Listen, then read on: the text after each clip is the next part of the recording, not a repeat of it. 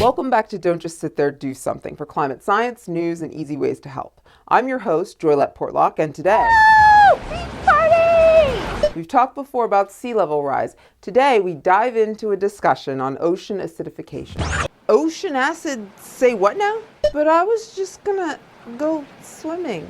The water's fine for beach-going humans, but a more acidic ocean has a corrosive effect on many creatures, using up the resources that they need to build shells or skeletons. Coral reefs have long been the poster children for ocean acidification. They're in hot water, literally. Warmer temperatures and more acidic oceans are teaming up to kill off coral reefs around the world. Coral is an animal that is very sensitive to temperature and acidity, and 25% of fish species depend on coral reefs. Coral also protects our coastlines during severe storms. Good thing climate change isn't going to mean more of those. Only a quarter of Americans have even heard of ocean acidification, but it's a big problem with carbon pollution. Not a climate problem, but a chemistry problem. I am at the beach, and you are giving me chemistry problems.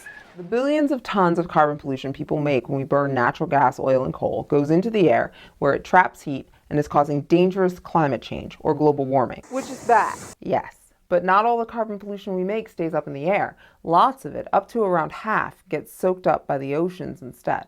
Oh, so that sounds good? That means less carbon pollution in the air causing climate change, but the carbon pollution dissolved in the seawater transforms into carbonic acid. That sounds bad. The more pollution we create, the more acidic the oceans are becoming. We're expecting about a 150% increase in acidity by the year 2100. There are many disastrous downstream effects. And on that note, I'm going for froyo.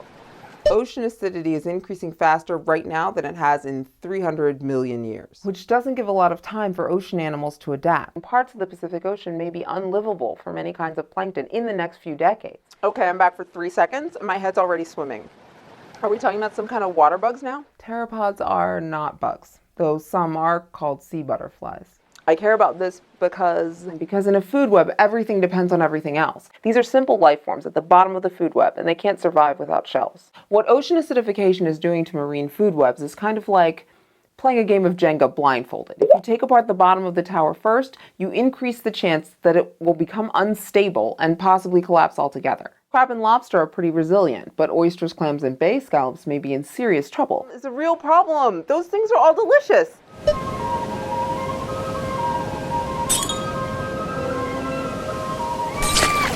It's hard to tell how many other species are in the same boat. For instance, the plankton we were just talking about is an important food source for Pacific salmon. Here in the U.S., seafood is a billion-dollar industry, and the food security and economic stability of a billion people in developing nations could be in jeopardy worldwide. Wow. Oh, this is not my day. Many oyster farmers now have to do close monitoring and control of carbon pollution in their seawater in order to stay afloat. Something to keep in mind the next time someone tells you we can't afford to act on carbon pollution. If you'd rather not have to find out whether marine life will sink or swim in a more polluted ocean, don't just sit there.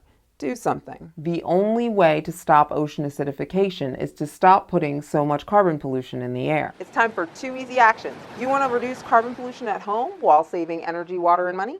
Just turn off the tap when you're doing chores, like mopping the floor or hand washing dishes.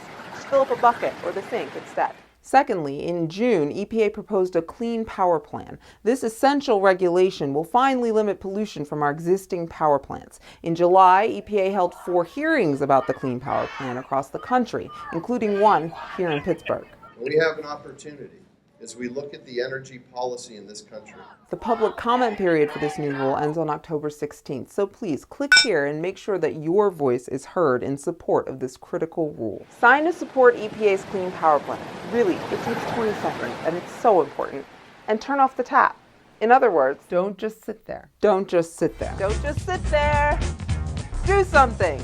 And that wraps up this episode. Join us next time for the lowdown on climate change and wildfires. You can follow the show on Twitter, Facebook, Google+, YouTube, iTunes, or on the web at djst.tv. So watch again and tell your friends. I hope we're not in over our heads on this one. Just a drop in the bucket. Splish splash, I was taking a bath.